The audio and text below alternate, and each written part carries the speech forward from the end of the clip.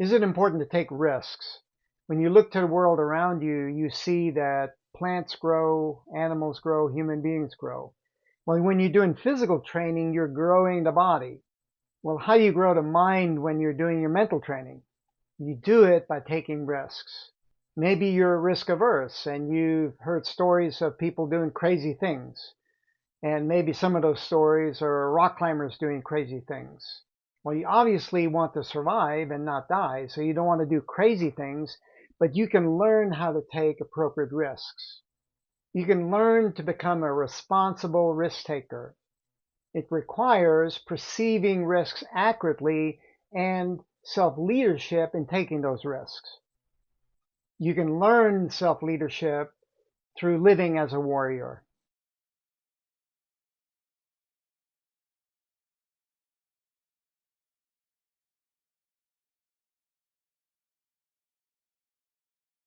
What's your standard for knowing? You may really think through a topic or about an activity and then think you know it. Well, you'd be incorrect. To know something requires experiencing it.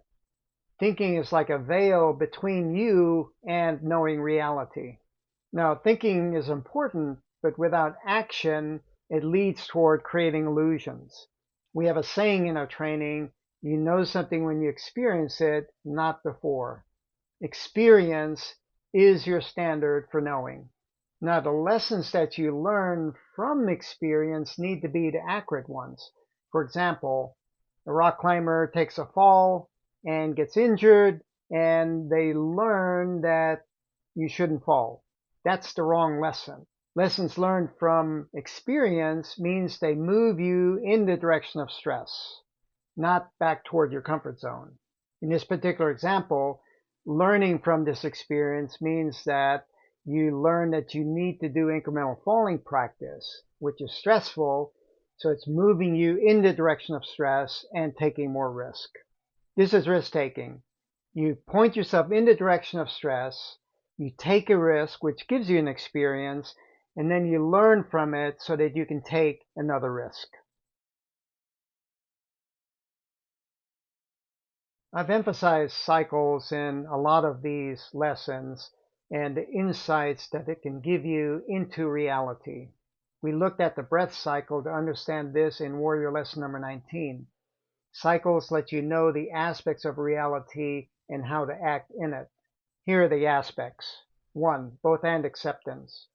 You accept both inhaling and exhaling. You accept both stress and comfort. 2. Either or commitment. You either commit to inhaling or exhaling. You either commit to stress or comfort. 3. Neither nor processing. You neither reject the inhale nor cling to the exhale. You neither reject stress nor cling to comfort. When you look around you, you see cycles everywhere. You cycle between resting and activity. You cycle between sleeping and being awake. The world cycles between night and day. The water cycle cycles between evaporation and precipitation. The examples are endless. Understanding cycles helps you understand yourself as not separate from the world. Rather, you understand yourself as inextricably interconnected with it. Understanding yourself this way helps you flow with how these events are unfolding. They help you understand why taking risks is important. Don't follow the crowds in everything that you do. Most people live their lives through undirected, unconscious, comfort-based motivation.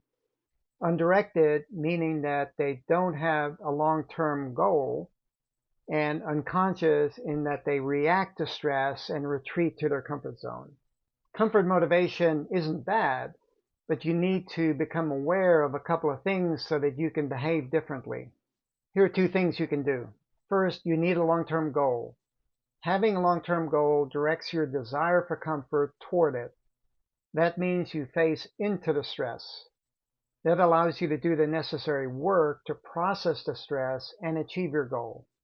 Second, notice your reactions to stress. Reactions move you back toward your comfort zone and away from your goal. Respond instead of react. Respond by remaining present. Do this by relaxing into and doing the necessary work. We covered how to do this work in Warrior Lesson number 23. The Elliott waves gives us insights into cycles and why so many people are risk averse. Robert Prechter wrote a great book called Elliott Wave Principle. It gives insights into social psychology around risk-taking. The Elliott wave was developed by Ralph Elliott in the 1930s during the Great Depression. He was a retired accountant, and to fill his time, he tracked the stock market, all the various stocks, and he saw that they all followed a very similar pattern, and this pattern became known as the Elliott wave. Now, other researchers on the Elliott wave found that they could tie this up-down pattern to social psychology. The up and down swings in the market were driven by an excess in optimism followed by an excess in pessimism. In other words, these were driven by emotion and not reason. The wave has 3 subwaves up and 2 subwaves down. And for the purposes of this lesson, we're just going to look at the up subwaves. Here's the basic theory. 1. The first subwave up includes people who are risk takers. Buying stocks at the bottom when everyone is pessimistic is risky, but they buy because they see opportunity there. 2. The second subwave up includes people who seem to balance risk aversion and risk taking. They see the first group buying stocks. They see that as evidence that it's time to buy. 3. The third subwave up includes people who are risk averse. They see everyone else buying stock. They're afraid of being left behind, so they finally buy also. Here's how this fits into risk taking. When the wave is at the bottom, most people are pessimistic, but the first group is optimistic. Self-leadership helps them see opportunity. The stocks are undervalued. The third group follows the crowd. A drop in the stock market is a problem. When the wave is at the top, most people are optimistic, but the first group begins to be pessimistic. Stocks are overvalued. Self-leadership helps them see the opportunity to sell. The third group follows the crowd. They're motivated by fear. They don't want to be left behind, so they finally buy also. Being left behind is a problem. A broader lesson is moving beyond pessimism and optimism. Rather, be neutral. This helps you not react emotionally to the up-down swings of life. Being neutral helps you use your reasoning, which helps you perceive reality more accurately.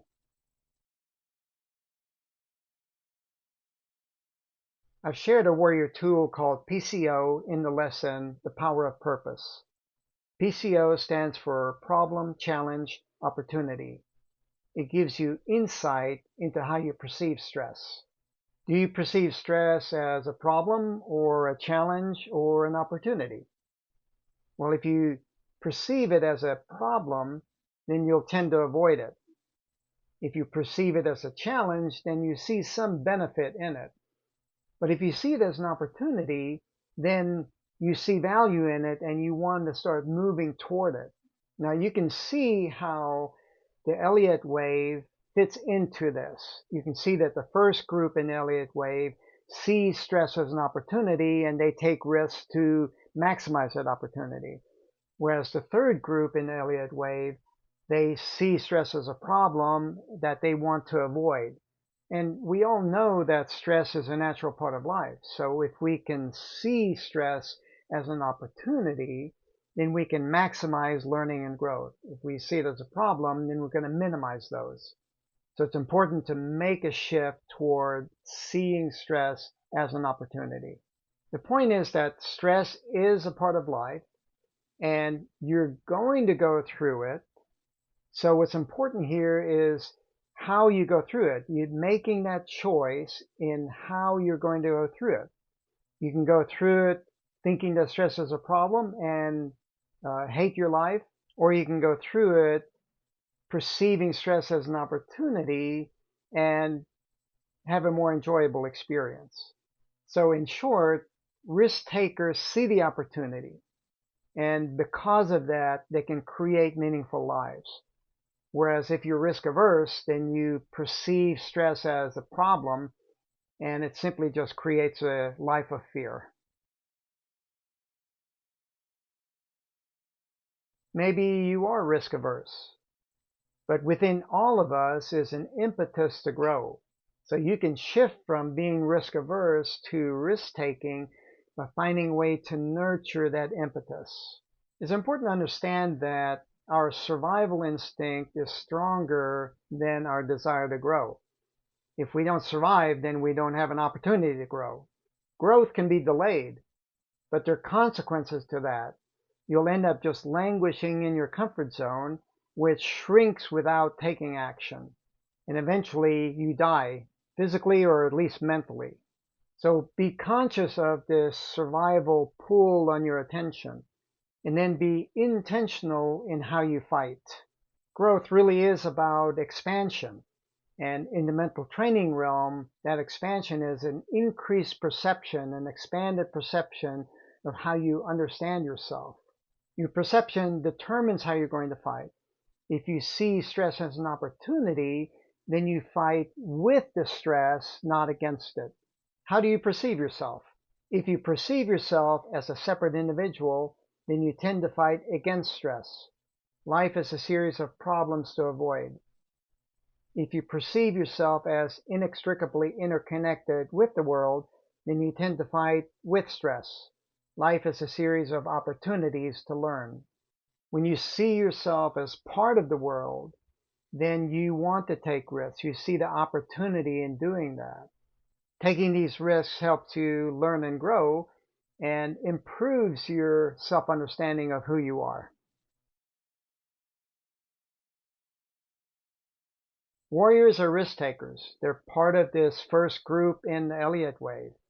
They're leaders of themselves. They don't follow the crowd. Taking risks can kill you, especially in a dangerous activity like rock climbing. I've seen too many climbers get coaxed into taking inappropriate risks. Self-leadership means that you make those decisions, and you need to understand how to tune into yourself so you can make appropriate risk decisions.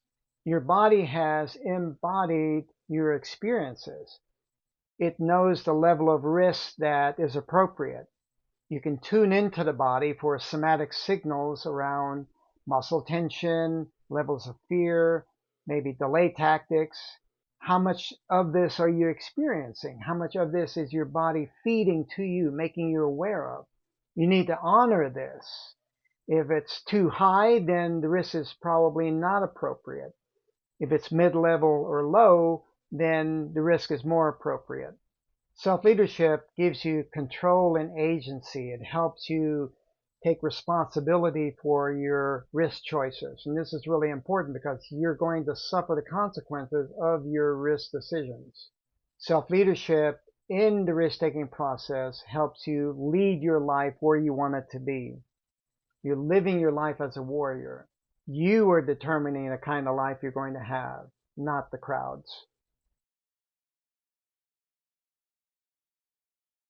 There are four main things that you need to be aware of for taking risks. They help you make appropriate risk decisions so that you can take action and learn. Here's the drill. 1. Self-leadership. You're in enemy territory when taking risks. The crowds tend to let others guide them into risks. Lead yourself. Make your own risk decisions. Tune into your body for making these decisions. How much resistance do you feel? Too much resistance and the risk isn't appropriate. 2. Remember your goal. The warrior goal is using attention impeccably. You point your attention in that direction. You do this by focusing on processing the stress of the risk. 3. PCO shift. Stress and risk aren't problems. You learn through them. Seek the opportunity in them. 4. Take action. Be awake and alert as a warrior in enemy territory. Apply the warrior tools for doing work. Warrior lesson number 23. Your survival depends on taking appropriate risks for the long term. Self-leadership guides this process. Taking appropriate risks allows you to survive and live a long, meaningful life.